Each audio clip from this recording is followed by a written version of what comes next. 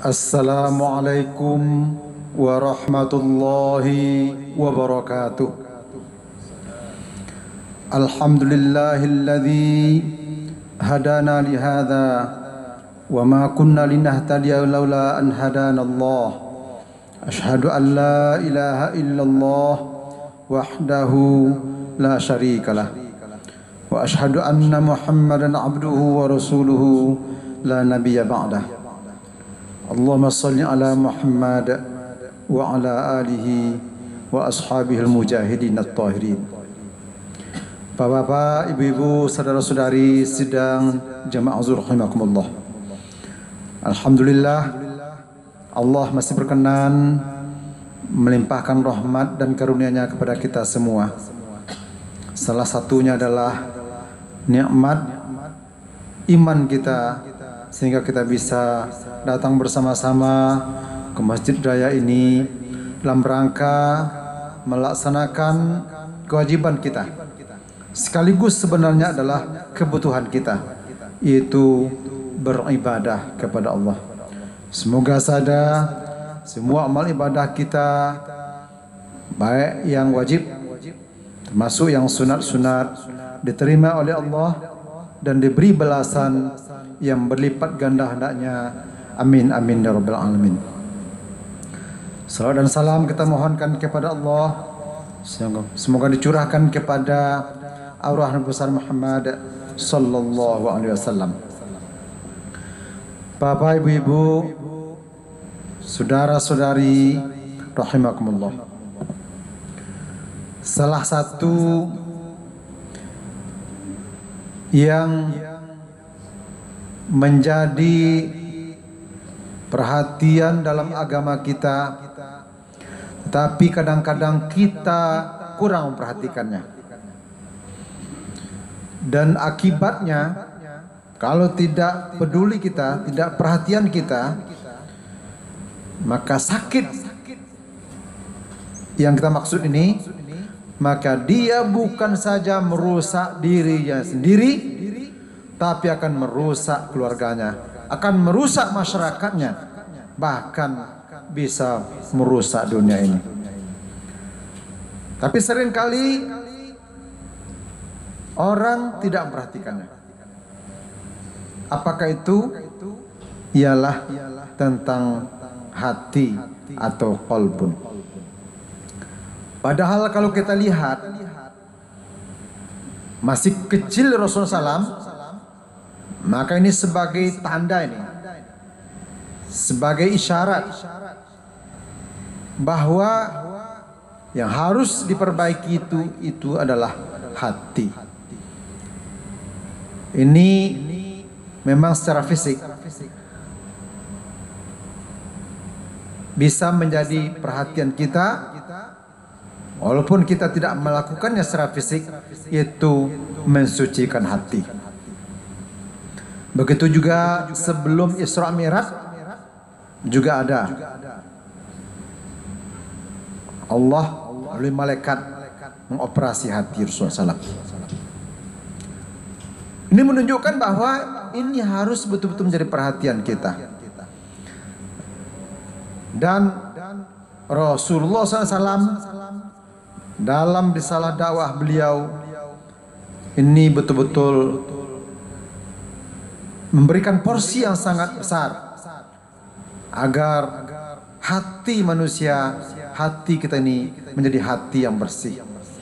Dalam surah Asy-Syu'ara ayat 87 sampai 89 juga Allah menyampaikan bahwa nanti di akhirat, di ujung kehidupan kita nanti di akhirat, tidak ada manfaat harta kita yang banyak, anak-anak kita, keturunan kita, tidak ada manfaat. Yaumala yanfa'u malun wala banun, tidak ada bermanfaat harta dan anak-anak kamu, illa man atallaha biqalbin salim, kecuali orang-orang yang datang kepada Allah, kembali kepada Allah dengan hati yang bersih. Di awal kita lihat memang hati harus perhatikan. Nanti di ujung pertanggungjawaban kita adalah juga hati kita. Dan di dalam kehidupan kita sehari-hari sebagaimana saya sampaikan tadi, dan sesuai juga dengan hadis Rasulullah SAW, maka hati akan menjadi panglima, menjadi raja untuk semua hal. Sering kita dengar, mungkin sering kita sampaikan sama orang lain, inna fil jasadi, bahwa sesungguhnya dalam hati ini, dalam tubuh kita ini ada segumpal daging, mudghah. Idza hasanat sairul kullu. Apabila dia baik, maka baiklah seluruhnya. Wa in fasada jasadul kullu. Apabila dia jelek, apabila dia bermasalah, apabila dia berpenyakit, maka rusaklah semuanya. Dzalikal qalb. Itulah dia hati.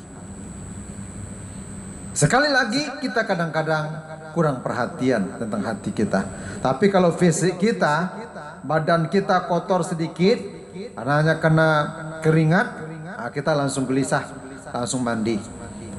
Pakaian kita sedikit saja kena abu saja itu langsung dijentik. Takut sekali, apalagi kalau putih ya. Takut sekali itu kalau dia kotor. Cepat sekali respon kita, responsif. Betul-betul perhatian. Tetapi mungkin tidak bapak-bapak di sini. Mudah-mudahan begitu. Tetapi kebanyakan manusia itu sudah berkarat, bahkan sudah hampir mati hatinya. Dia tidak peduli. Dia tidak memperhatikannya. Tidak dibersihkannya. Sehingga berlarut-larut. Akhirnya kata Allah dalam surat Al-Hadid ayat 16, faqasat qulubuhum, kesatlah hati mereka, rusak hati mereka. Ya, karena berlalu, karena dibiarkan begitu saja, ya, begitu. Nah, itulah akhirnya Allah, ya, sebagaimana dalam surat atau ayat 175 atau mirip dengan surat Al-Baqarah, ya, bahwa Allah menambah penyakit hati mereka. Fi qulubihim maradun fazadahumullah marata. Allah menambah penyakit hati mereka. Karena dibiarkan begitu, maka akan biarkan akan jadi sakit hatinya, rusak hatinya. Kalau di dalam surah At-Taubah ayat 175, ujungnya itu menjadi kafir dia. Kalau dia biarkan. Wa ammal ladzina fi qulubihim marad fazadathum rijsan ila rijsihim wa matuhum kafirun. Kalau dia membiarkan hati yang sakit itu terus seperti itu, maka dia akan berujung dengan wa matuhum kafirun. Mereka ujung kehidupan adalah menjadi kafir, engkar kepada Allah. Berbahaya sekali kalau kita lupa perhatikan hati kita. Contoh-contoh dalam kisah-kisahnya sudah banyak sekali. Ya, salah satunya Barsisah ketika dia tidak cepat memperbaiki hatinya yang sudah cenderung kepada perempuan cantik, ya, dia biarkan, ujung kehidupannya dia mati kafir. Ya.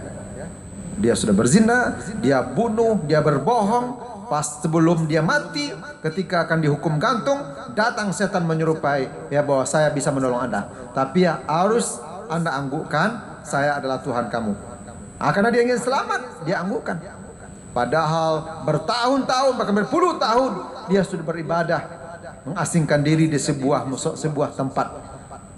Tapi ketika hatinya kena rusak, dia tidak cepat sadar, berlarut-larut, akhirnya berujung pada kafir. Na'udzubillah, tsumma na'udzubillah.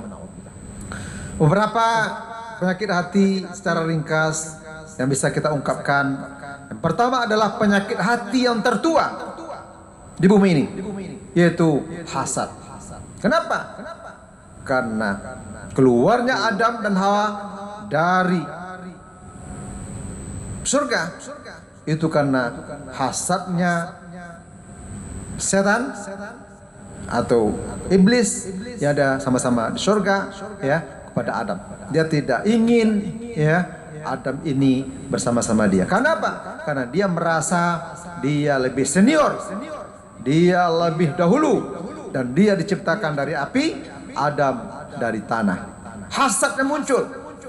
Nah, penyakit yang satu ini akan merembes pada penyakit-penyakit yang lain. Orang kalau sudah hasad, dia akan buruk sangka, dia akan pemarah, dia bisa saja membunuh orang lain. Setidak-tidaknya membunuh karakter orang lain. Akan bergunjing, akan memfitnah. Gitu penyakit-penyakit yang akan muncul dari sebuah penyakit yang pertama tadi, itu penyakit hasad. Makanya Rasulullah SAW wanti-wanti ini, jangan kita hasad. Dia habis semua olehnya. Innal hasana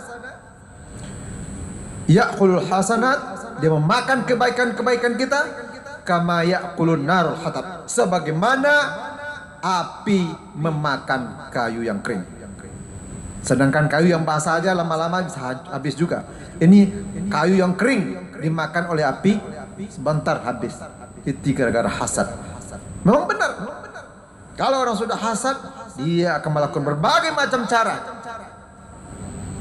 Dan hasad ini mudah menghinggapi setiap manusia. Tidak peduli dia seorang ulama, seorang ustadz, karena kata orang, kalau ustadz pula yang dia hasad, kalau dokter pula, guru pula, qori pula, qoriah pula, ya. Bahkan mohon maaf, hafiz juga yang berbahaya sekali. Jadi kalau tidak hati-hati kita memanage hati kita dengan lomba-lomba ini, ya, berbahaya sekali. Walaupun yang dilombakan Al-Quran, hafalan Quran, dia akan bisa merusak berbagai macam hal. Maka saya sendiri berdoa kepada Allah SWT, kita semua, mari kita betul-betul memperhatikan hati kita. Pertama sekali adalah hasad tadi. Tidak mungkin kita uraikan, sudah saya sebut tadi, ya, marah misalnya. Orang yang sudah hasad, dia akan mudah marah. Padahal Rasulullah mengatakan, la taghdab, jangan kamu suka marah. Inna ghadaba minasyaitan, marah itu dari syaitan. Inna syaitana minan nar, dan setan itu dari api. Makanya disuka membakar, merusak dan sebagainya. Marah sekali hari ini, ya, karena banyak persoalan-persoalan, termasuk persoalan ekonomi, BBM naik segala macam. Nah, orang mudah marah, ya, bisa melakukan berbagai macam hal. Ya, saya kemarin dari Depok diperingatkan oleh orang, ya, hati-hati Bapak sini. Di sini, ya, banyak orang marah, ya, suka berkelahi. Luar biasa. Kemudian zon, orang yang hasad dia akan mudah bersangka buruk, memperkirakan orang lain buruk kepadanya. Kalau ketawa orang lain, sangka mengatakan, senyum orang lain, dia sangka. Kalau diam aja orang lain, dia mengatakan orang lain itu tidak respect kepadanya. Ya, dia suka buruk sangka. Ya, ini dosa besar nih. Dalam surah Al-Hujarat ayat 12, ya ayyuhalladzina amanu jtanibu katsiran minaz-zon. Jauhi oleh kamu prasangka, innazon itsmun. Ya, karena itu dosa. Dan penyakit selanjutnya apa? Kalau sudah begitu, tajassus, mencari-cari kesalahan orang lain. Wala tajassasu, bermula dari penyakit hati. Wala yakatum ba'dha, ya, jangan. Satu lagi penyakit apa? Ghibah, yaitu menggunjing orang lain. Ini juga berasal dari penyakit hasad tadi. Nah, kalau sudah begitu, ya, kata Allah SWT, maukah kamu makan daging teman kamu sendiri, saudara kamu sendiri, dengan menghibah orang lain? Itu akibat dari penyakit-penyakit tadi. Apalagi fitnah. Sedangkan ghibah saja sudah begitu jeleknya, sama makan daging saudara kita sendiri, apalagi fitnah. Makanya Allah mengatakan al-fitnatu asyaddu minal qatl. Fitnah itu lebih kejam daripada pembunuhan. Kenapa? Karena satu fitnah ini, maka tidak akan satu, dua orang akan terbunuh, bisa satu kampung akan terbunuh, bahkan satu negara bisa perang akibat sebuah fitnah. Camkalah, mohon maaf, aku qouli hadza fastaghfirullah li wa lakum. Assalamualaikum warahmatullahi wabarakatuh.